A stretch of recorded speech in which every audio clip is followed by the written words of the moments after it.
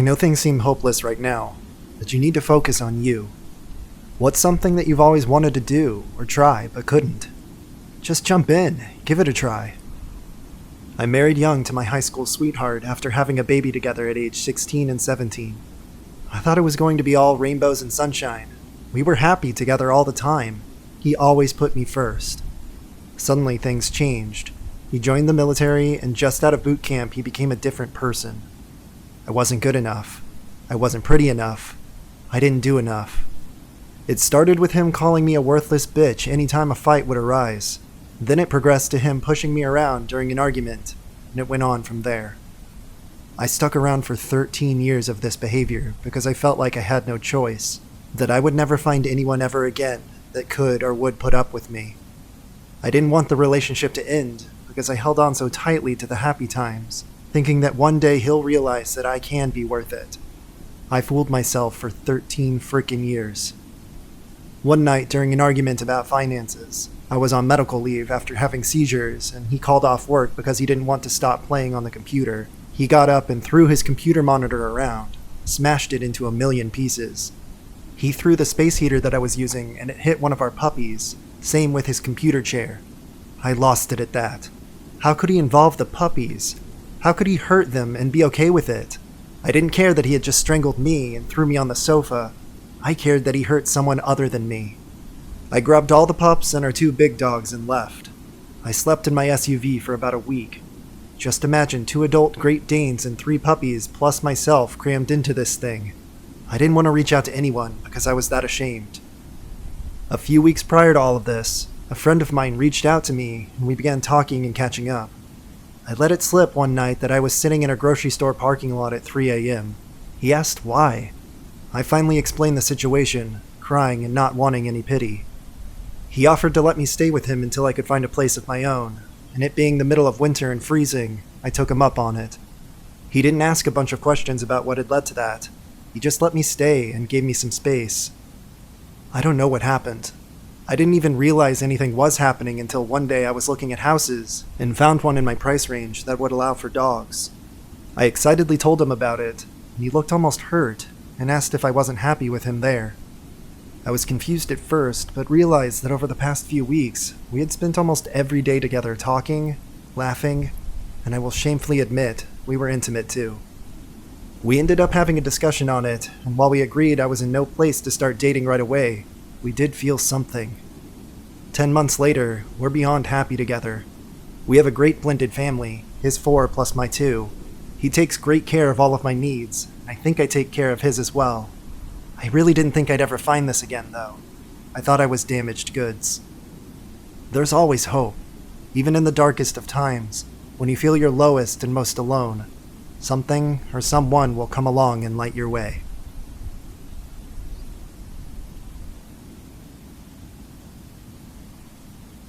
Bright lights attracted me to the shop window. Fixated, I stood staring, imagining sparkly gems hanging off of my neck. I only looked away for a second, but a second was all it took. Our eyes met. I'd accidentally made eye contact with a very tall but hunched, disheveled man. He'd been loitering up ahead. He looked out of it. With very cold eyes, he taunted, "What are you looking at?" The man lunged forward and gave chase, muttering under his breath. I took off. It was like a movie scene. He raised his hand. I saw a knife. I had to get away fast, but he was faster. The knife man was right up close. He could catch me at any moment. I made a sharp shift to the right, and the knife came toward me in blurry slow motion. I backed into an estate agent's office.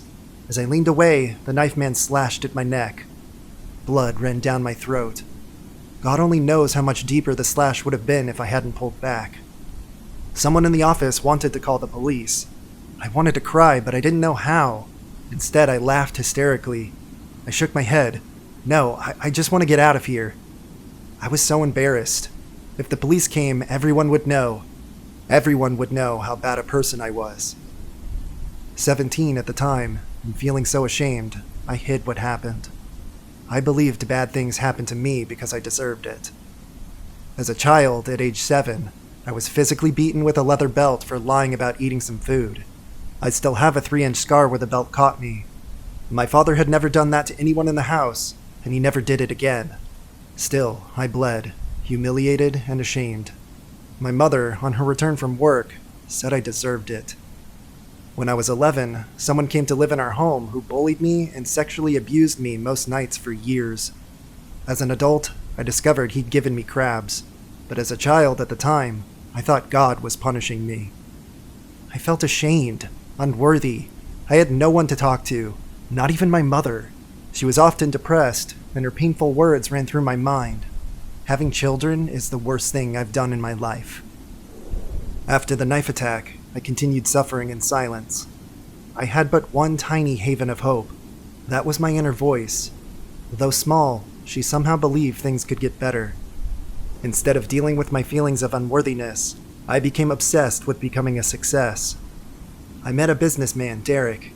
I worked in his restaurant while I studied. I focused and worked really hard. By the time I was in my 20s, I owned my first 100-seater restaurant. A few years later, I opened a second. In my 30s, while still running the restaurant, I became one of the youngest college principals in London. Still, I wasn't happy with myself. I was exhausted, working hard without joy or any real purpose. I didn't want children because I thought I couldn't love them, and I was so busy working on running the restaurant, I didn't have time for children anyway. Then, when I turned 40, I panicked.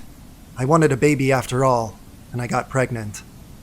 Sadly, I was hospitalized and an infection took over my body. My little baby boy Samson was a stillborn. I wailed for hours, cradling him on my own. I thought about my life's purpose, and Samson was my angel. I was traumatized, but suddenly awake. I could see it clearly. Not feeling loved as a child had caused me to seek validation elsewhere. I had totally exhausted myself to the point of being hospitalized and losing Samson.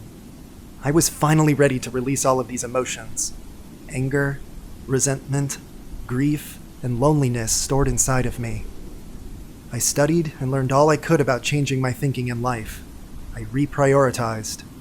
I learned to love myself first. I learned how to feel.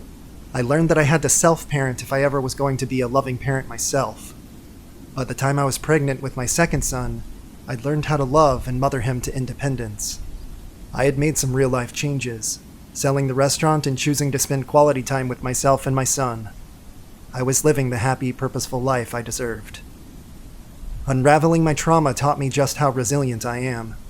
I learned that no matter our difficulties, no matter the enemies we face, if we believe, we can do something to transform our lives. Our scars and slashes bear witness. We've been through some bad stuff, but we aren't bad. We survived, and our stories become wise guides to help others thrive through their difficult experiences.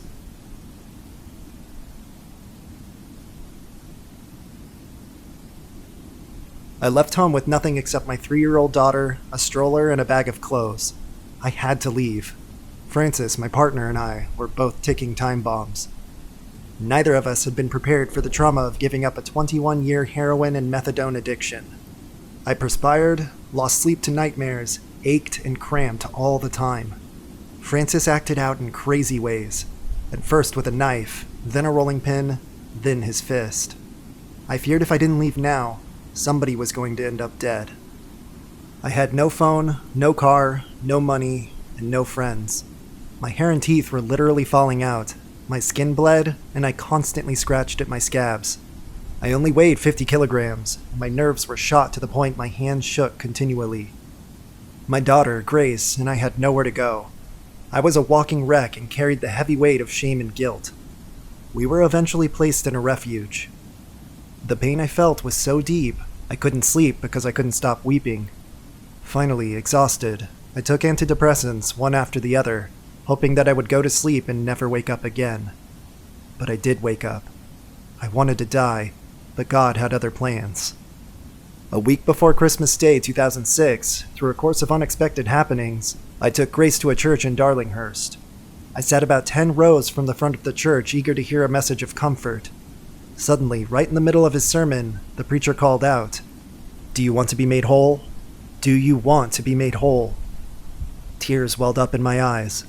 I recognized the voice immediately, and I knew that message was for me. Just 1 week earlier, I had woken at 11 p.m. I heard a voice in the air, not in my head. The voice said, "Do you want to be made whole? Do you want to be made whole?" It was the same voice. I thought it was strange because the word whole was not in my vocabulary at the time. Now, I knew God was reaching down into my world for a reason. Even though my world had imploded, even though I had written myself off, even though I thought there was no hope for me, even though I had so much grief I had to deal with, and even though I was homeless and trying to raise my little toddler alone, now I knew there was a greater purpose to my struggle. And so began my excruciating journey towards the light of hope, truth, and freedom. I've been free of heroin and methadone for the past 12 years. I thought I was completely alone, but came to know that God is in us and all around us to shine light in our dark times, to bring hope when all hope seems lost, to do the impossible. Even more impossible was the thought that my experience could bring hope to others, but that's exactly what I was called to do. And even though it was the most difficult thing I have ever done, I shared my testimony, and that eventually turned into my book, From Heroin to Christ, a True Story. The messages I received from readers overwhelms me as I remember how unwilling I had been to tell my story, how impossible it all seemed at the time, and how I was plagued by thoughts of, I'm not a writer. What about my children? Who will even care about my simple story? I am nothing special, and I believe what God did for me, He'll do for anyone. I'm so full of joy and hope for the future now. My daughter, Grace, graduates high school in a month and excels in her exams. My book was placed in the Harvard University Library a year after it was originally published, though I have no idea how or who did it. I hope my story continues to inspire others through their struggles into freedom.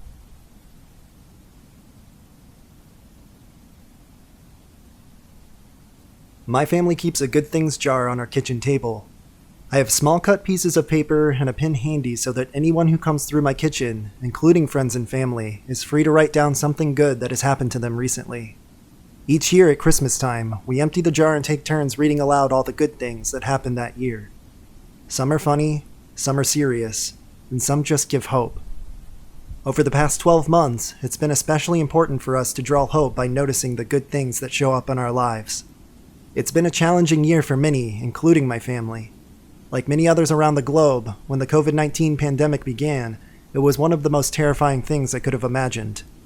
I've always been a self-proclaimed germaphobe, so a pandemic is like a nightmare coming to life for someone like me. I was isolated from my friends and family, stockpiling food and supplies and unsure of the future supply chain, and having to worry about every surface we touched, area schools being shut down for my children, and ultimately the fear of myself and those I loved becoming ill or dying. Yet, through this difficult time, good things were still happening, and at the end of 2020, we were surprised to hear our good things jar was as full as previous years.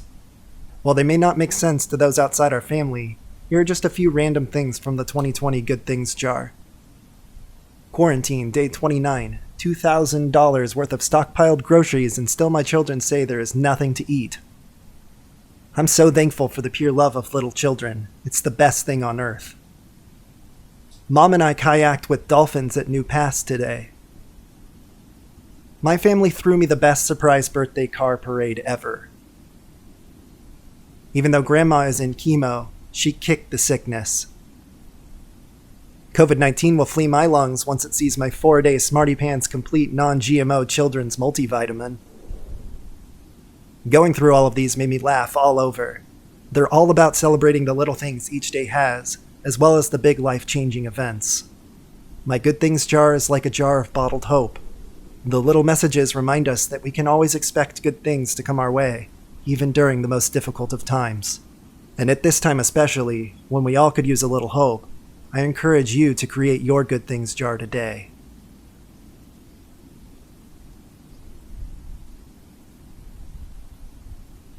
I belong to a poor family from a small remote village where we have no college or university.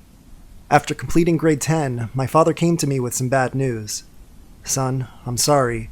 I won't be able to pay any more of your educational expenses. As my parents' fourth and youngest son, the family expenses had become too much for his small army wage to handle. Not having money for my education worried me. I lay my head down that night, wondering what my future held. The words of my teacher came to me. Nawaz, you must try to find another way for your future. Look at me. I grew up as a poor boy from the village. I struggled. I worked hard. I went to the city. You must find a way and never give up. I heard Karachi was a city of opportunity for poor people due to lots of small jobs. I decided to move to the city to get a job so I could save up and pay for my education. I had never been to a city before. I had never left my village at all. The crowds and the traffic completely overwhelmed me. I suffered with stress headaches. I cried because I missed my family and my village. I missed spending time with my friends hiking and trekking into the mountains. I missed the pastures and fruits which I plucked from our garden trees in summer. For over a month, I couldn't sleep. On a busy street not far from where I stayed, I found a job in a small restaurant. I waited on tables, cleaned floors, and washed dishes. I slowly saved enough money for my first college admission fee. After that, I studied by day. By night and on weekends, I worked at the restaurant. I was tired, but determined to complete my education. One day, a man came to the restaurant for a cup of tea. He looked at me strangely and started asking me questions. Where are you from? What are you doing here? Why are you working here? Who are your family? My cousin warned me of people who take advantage of poor village folk coming to the city to look for work. My heart pounded as hard as a hammer on wood. I wanted to run straight out of the door, but the stranger was a customer. I politely answered his questions about my situation. I see. The man nodded. Complete your work, then come back to me, he said. I walked away from his table, really afraid now. What did this man want? Why was he calling me to his table? I told my manager about the man, and he assured me, Nawaz, I'll stay here. Just finish your work and go talk to this man. See what he wants. I slowly walked over and sat down opposite the man. He looked about 50 years old, with wrinkles on his brow. He wore just a simple shirt and trousers. It looked like he had on expensive shoes, but I couldn't be sure. I placed my hands in my lap under the table, and I wanted to hide my sweating palms. The man spoke first. I've listened to your situation. I've watched you work hard, and I'd like to pay for all of your college fees. You can quit your job and focus on your studies. The man spoke direct and firm. He waited for my answer. 100 voices rushed through my head, blocking off his offering. Son, be careful in the city. You don't know who you can trust. Take care. Nawaz, you're just a village boy. You're so naive. Be careful. Don't be going anywhere alone. What does this man want from me? This can't be good. What if he wants to do something illegal? Does this stranger want to kidnap me? Chop my hand off and have me beg for him for the rest of my life? The man just smiled. Look, I genuinely want to help you out in this difficult situation. You told me you're Ismaili. I'm Ismaili. I practice zakat and I want to help you. You don't have to do anything. If you're comfortable, I will come next week and you'll accompany me to the college and I will pay your fees. The thought of having my college fees paid and being able to focus on my studies was a wonderful prospect for me, an unexpected blessing for sure. I researched zakat offerings, and I inquired more about the man and discovered that he was indeed honorable in his offering, so I agreed. The man who came in to drink tea supported me for 2 years. No longer a stranger, he became Big Brother, and never did he ask for anything in return, only that I study hard and get good grades, which he checked every month. So I studied hard, got good grades, and achieved admission in one of the top universities in Pakistan. I applied for scholarship and won, finishing in the top 3 applicants. I faced so many challenges during my educational career. I'm grateful for Big Brother. He helped a poor village boy turn his life around. Through his kindness, I saw that good exists in the world. Despite all the bad stories you hear, there are kind people who want to help others. And now, I pass on what Big Brother gave to me all those years ago. I return to pay it forward to my home village. I work in the United Nations here in northern Pakistan for the GLOF project, and I have an excellent position, doing a role that I find both fulfilling and enjoyable. I get to use my master's in mathematics degree combined with trekking the mountains that I love. It's like a dream come true. I use a portion of my salary to financially support 2 students in their education, 1 boy and 1 girl, both from my home village. In addition to that, I volunteer tutoring 16 students from the local village. I'll always remember Big Brother and what he did for me. I remember his happy smile when I told him how his legacy lives on as I support 2 students. I am proud of that. It makes me happy internally. If you help others, you will be the happiest person in the world. Happiness doesn't come from your bank account. If you have what you need, and if you're stable, I believe we should help others. If each person helped another in this world, then this world would be full of happiness.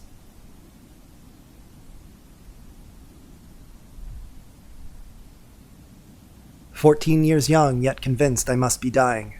There could be no other reason for the sudden headache that showed up. Some days the headache stung cold, like ice cubes rattling my head. Other days like insects crawling through my brain. On the worst days, it felt like a fire raged across my neurons.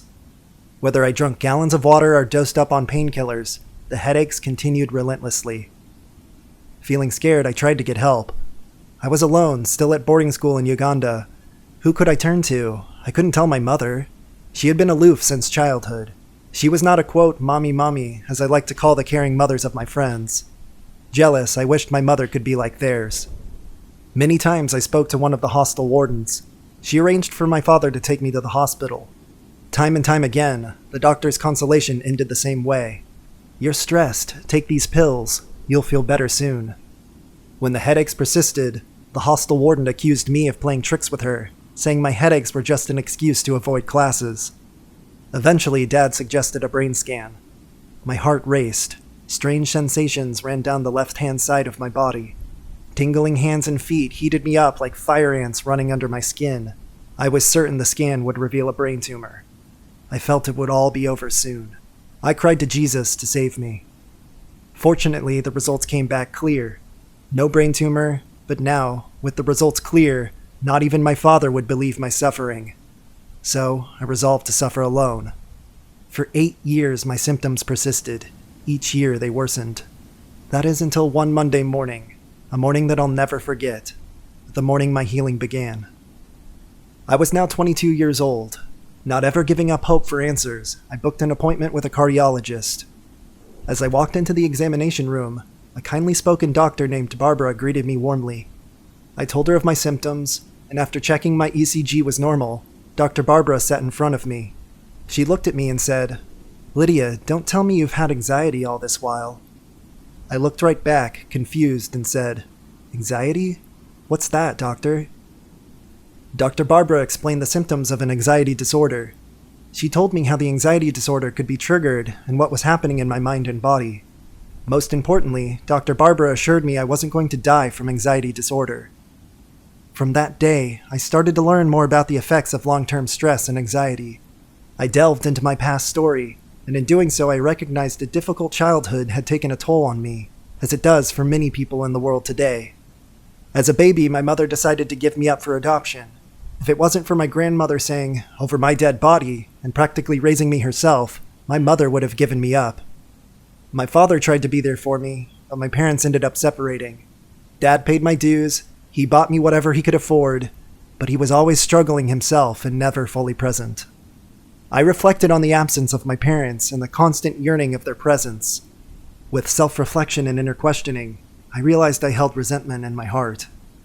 It was important for me to come to a place of forgiveness if I was ever going to deal with this anxiety. Finding this place of acceptance and forgiveness changed everything for me. Yes, I still have my moments, but now because I have a greater understanding of anxiety and know that not all my worries are valid, I celebrate everything in my life. I've set goals and am moving ahead in life toward a future filled with possibility. Though not easy to share my story, I want to tell others about my experience to bring awareness. If there is anyone else out there who has been through an experience similar to mine or can relate, don't be sad. Stand up and seek help. Find a doctor, a counselor, a trusted friend, just someone you can confide in. Truthfully, anxiety doesn't kill, but you don't have to continue living with it. You deserve better. Choose a full life, forgive the past, and face the future with peace of mind.